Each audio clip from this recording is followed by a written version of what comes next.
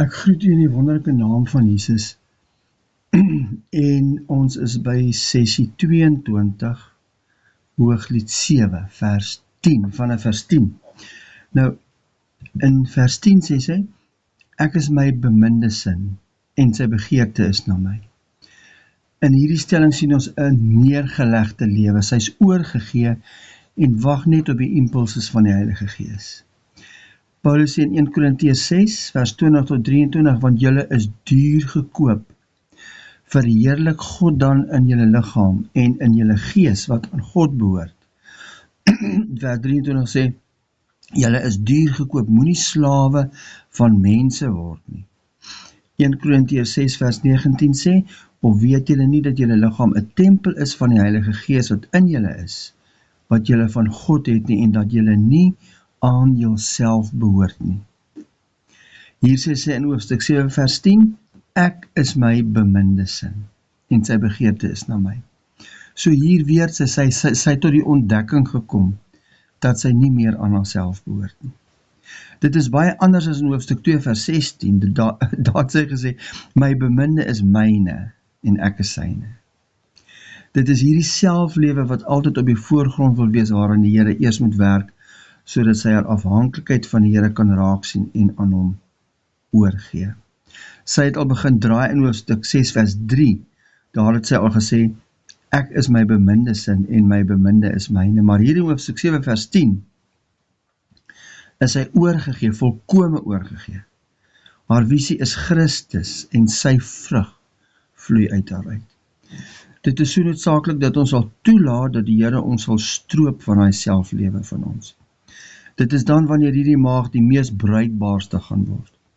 Wanneer sy ook daardie hardnekkige selflewe gesien het, wat altyd die eer wil kry, en nie die genade sien wat uit die hand van die Here kom nie. In die volgende paar verse gaan ons sien dat sy nou gereed is om uit te gaan, saam met haar koning. Vleeslike hindernisse is uit die weg geruim, en sy en haar beminde het een geword en is deurdrenk met sy gees. Sy is deurdrenk met sy gees. In hoofstuk 11, die volgende vers, sien ons dat dit sy is wat vir haar beminde sê, kom my beminde, laat ons uitgaan in die veld. Nou sy begeerte het haar begeerte geword, want sy weet wat die hartklop van die Vader is, vrug. Hy soek vrug in ons lewe. Sy begeerte het haar begeerte geword. Hy wil daardie vrug sien in jou lewe, hy wil in ons tuin sit en hom verlustig in die allerhande geure wat jou tuin oplewer. Dit moet alles wees tot sy verheerliking, niks vir ons vlees nie. Alles vir ons koning. Nou hoofstuk 7 vers 11 sê ook, laat ons in die dorpe vernag. Sy het die ringmuur agtergelaat, daar waar sy hom vir haarself gehad het, want nou is haar begeerte dat daar vrug moet wees. En dit is wat sy nou gaan soek. Sy gaan hulle soek wie hom soek. Sy gaan hulle bemoedig en opbou, die wat 'n onverdeelde hart het na hom. Nou, die woord dorpe, se betekenis is the Henna Villages of Atonement. Henna beteken weer, die fontein van die lam. Die hele betekenis agter die woord dorpe beteken, sy het gegaan na hulle wat versoen is en wat die fontein van die lam hulle drinkplek gemaak het. Dus het sy nie soseer gegaan na die ongelowiges nie, maar na die gelowiges. Hulle wat weergebore is met die boodskap van versoening onder mekaar, om 'n eenheid onder hulle te bewerk en om hulle te bemoedig om die Here te dien in oorgawe. As ons kyk in Kolossense 1 vers 28, ek wil net iets verduidelik wat so kosbaar is van hierdie vers, wat dit ook maar alles beskryf. Paulus sê in Kolossense 1 vers 28, hy sê, hom verkondig ons. Met ander woorde, ons verkondig Christus. Hom verkondig ons. Terwyl ons elke mens vermaan en elke mens in alle wysheid onderrig, om elke mens volmaak in Christus Jesus voor te stel. Ons het in die vorige lesing die woord reinstate gebruik. Dit beteken om iemand weer in 'n ampt te herstel waarin hy voorheen was, dat die persoon weer die ampt in besit sal neem. Wanneer ons sien dat iemand nie vrug dra nie, bemoedig ons om deur hom weer terug in sy ampt te plaas. Nou, wat is ons amp as kinders van die Here? Ons is beelddraers van die Allerhoogste God. Ons moet vrug dra wat by die bekering pas. Kom ons kyk na Kolossense 3, vers 1 tot 3. Hy sê, as julle dan saam met Christus opgewek is, hierdie is feitelik, dit is 'n gebeurtenis wat gebeur het met wedergeboorte. Ons is saam met Jesus opgewek. Nou kom die werkwoord hierna, soek die dinge daarbo waar Christus is en aan die regterhand van God sit. Dis 'n werkwoord, dis 'n opdrag. In vers 2 kom daar weer 'n werkwoord, bedink die dinge wat daarbo is, nie wat op die aarde is nie. Ons gedagtes moet gedurig by die Here wees. Hoekom? Wat is die rede daarvoor? Dan kom Paulus weer met 'n stelling, of 'n afgehandelde feit. Hy sê, want julle het gesterwe, en julle lewe is saam met Christus verborge in God. Dit is feitelik, dit moet vertel en oorgedra word. So moet die liggaam opgebou en bemoedig word. Nou, dit wat Paulus sê in Kolossense 1 vers 28, om elke mens volmaak in Christus voor te stel. Dit is juis omdat Christus in elke Christen leef, moet ons vermaan en onderrig met alle wysheid, sodat hulle kan besef wie in hulle leef, sodat sy lewe sigbaar in hulle lewe kan word. Dit is elkeen van ons roeping en ons bediening. Elke een van ons. Niemand is uitgesluit. Kom ons kyk na Hooglied 7 vers 2. Laat ons vroeg na die wingerde gaan. Laat ons sien of die wingerdstok uitloop, die druiwebloeisels oopgaan, die granate blom. Sy gaan kyk of daar vrug is. Sy gaan na die wingerde en kyk of die wingerdstokke uitloop. Met ander woorde, sy kyk ook vir potensiële vrug en vir groei in die liggaam.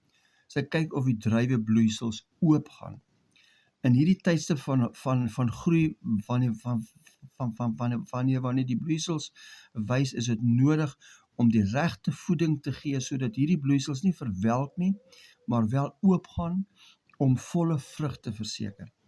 Baie keer in mense se lewens kom hulle op 'n punt waar hulle in 'n dieper verhouding met die Here ingaan, maar die mense wat om hulle is, hulle omstanders of hulle naasbestaanders wat verstaan nie altyd, of die kerk, die mense saam met wie hulle in die kerk is, verstaan nie altyd wat met hulle gebeur nie, en soms stagneer die ontwikkeling van die groeiproses en verwelk die potensiële vrug. Die blomme gaan nie oop nie, maar verwelk. Nou in 7 vers 13 praat sy van allerlei kostelike vrugte. Ons kan dit sien as 'n dieper verhouding met die Here, maar dit moet tot volle ontwikkeling kom.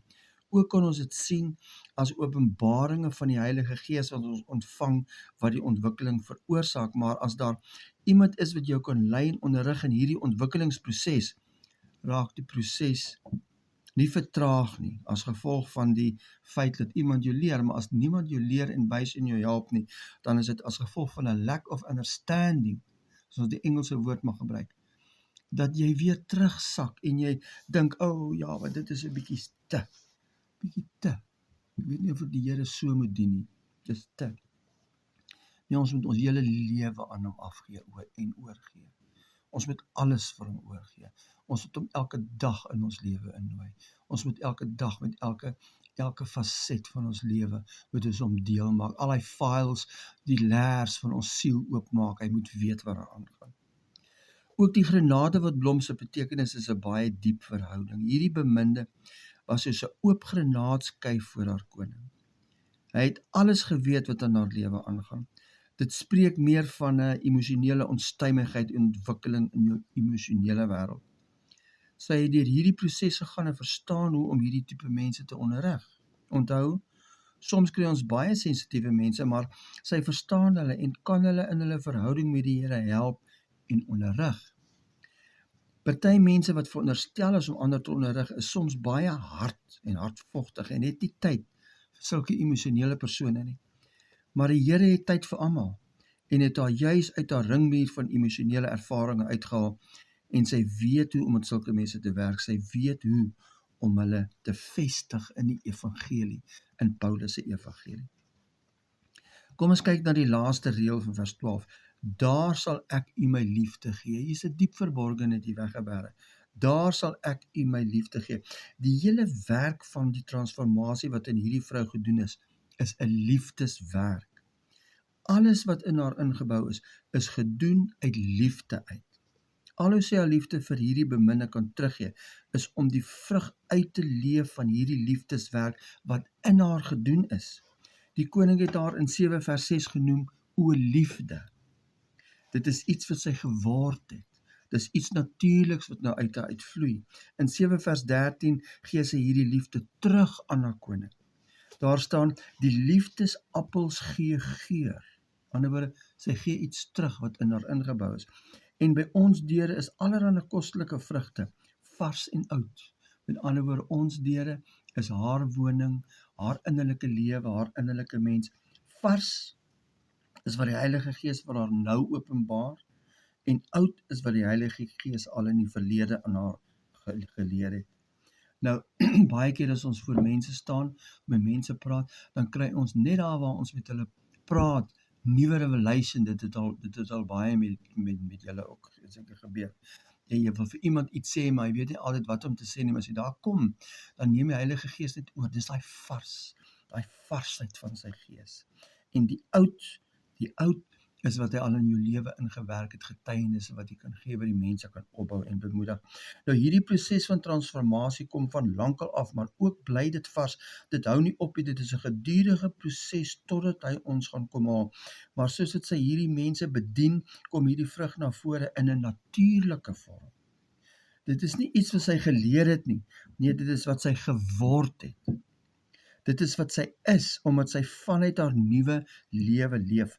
Dit is nie aangeleer nie, nee, dit is natuurlik. Die laaste gedeelte sê sy, o my beminde, dit het ek vir u weggebere. Hierdie vrug het die koning in haar ingebou, en dit is so deel van haar. Dit kom natuurlik na vore. Wat 'n wonderlike proses van transformasie, wat ons ou mens geheel en al uit ons lewe uithaal, sodat Christus se lewe ons lewe kan word. Mag Jesus nie ophou met hierdie werk in ons lewe nie, en hy wil nie, en hy sal nie, maar ons moet oorgee. Ons moenie teen hom staan, ons moenie teen hom dit verhoed nie, ons moenie dit teestaan nie. Hy wil soms dinge uit ons lewe uithaal wat moeilik is en wat nie lekker is nie, maar ons moet toelaat. En sê, Here, kom, sny. U is die chirurg, ek lê op hierdie tafel, ek is in die operasietafel, kom sny uit. Alles wat nie van u af is nie, sny uit, haal uit. Ek wil net die Engelse Bybel sê dit vir my so mooi van hierdie vers 13. The love apples are in bloom, sending forth their fragrance of spring. The rarest of fruits are found at our doors, the new as well as the old. I have stored them for you, my lover friend. Is dit nie kosbaar nie? Vader, kom ons nader na u, ook in hierdie dag. En ons vra dat u hierdie proses in ons lewe, ons weet u wil dit gedurig voortsit, en ek weet, dit is die gebed wat 'n mens so bewustelik ervaar, dat die antwoord is ons vir u sê, Here, kom werk in my, kom maak my 'n instrument in u hand, maak my bruikbaar. Here, dan ervaar ons hoe u met u krag, die krag van die Heilige Gees, dinge uit ons lewe uithaal, en ons krag gee, Here, om dinge te oorwin, wat ons gedink het ons sal nooit oorwin nie. Ons swakhede word 'n demonstrasie van die krag van die Heilige Gees. Maar ons kom in hierdie dag en ons sê, Here, ons het u nodig.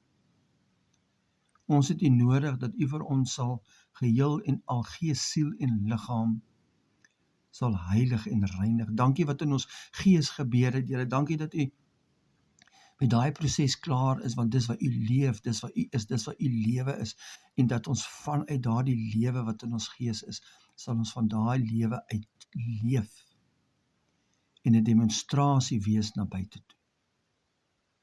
Vader, ons het u so nodig.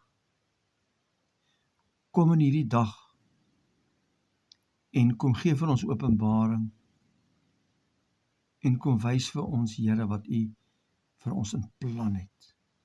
Ons weet dit is sodat U seun in ons lewe gestalte kan verkry, maar gee ons so 'n glimps van dit, dat ons gewilliglik sal oorgee. Sê vir U dankie, Here, dat U so getrou is. En as ons sê, Here, kom werk in my, dan sal U dit doen. As ons oorgee aan U, Here, dan sal U dit aanvaar.